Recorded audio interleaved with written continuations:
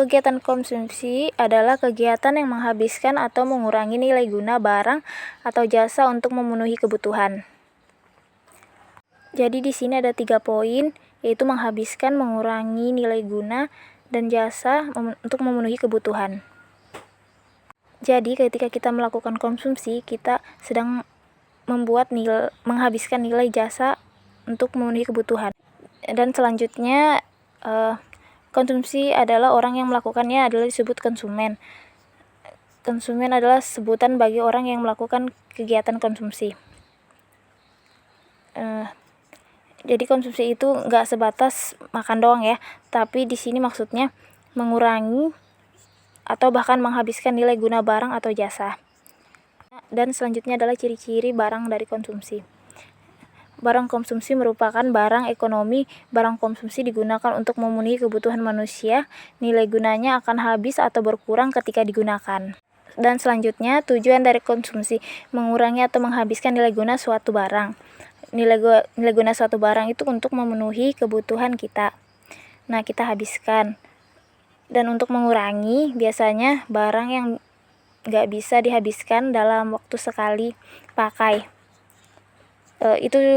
Itu seperti kita melakukan konsumsi juga, seperti kita mengurangi nilai barang guna barang tersebut.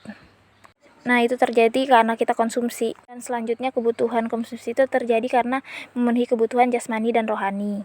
Selanjutnya, barang konsumsi dibagi 2, barang habis dalam sekali pakai dan barang yang dapat dipakai lebih dari 1 kali. Dan selanjutnya, faktor yang mempengaruhi konsumsi. Faktor yang mempengaruhi konsumsi kita bagi ke dalam 2, faktor internal, faktor eksternal. Faktor internal. Untuk faktor internalnya ini ada 4 faktor, yaitu pertama tingkat pendapatan, 2 motivasi, 3 gaya hidup, dan 4 selera. Sedangkan faktor eksternalnya 1 status sosial, 2 tingkat harga, 3 tren. Yang pertama tingkat pendapatan. Jadi konsumsi itu sangat erat dengan kaitannya dengan tingkat pendapatan seseorang. Tinggi rendahnya konsumsi seseorang atau individu atau kelompok sangat bergantung pada besar kecilnya pendapatan. Yang kedua, tingkat motivasi. Tingkat konsumsi seseorang dipengaruhi oleh motivasi dalam melakukan kegiatan konsumsi. Gaya hidup. Gaya hidup di sini juga menentukan konsumsi. Dan faktor selanjutnya adalah selera. Perbedaan selera pada masyarakat akan mempengaruhi tingkat konsumsi masyarakat terhadap barang dan jasa. Ke faktor eksternal. Di sini ada 3, status sosial, tingkat harga, dan tren. Jadi di sini ada faktor-faktor yang berasal dari luar yang bisa mempengaruhi seseorang untuk beli atau enggak. Nah, yang pertama adalah tingkat harga. Menentukan besar kecilnya konsumsi juga sangat tinggi. Dan selanjutnya di sini status sosial.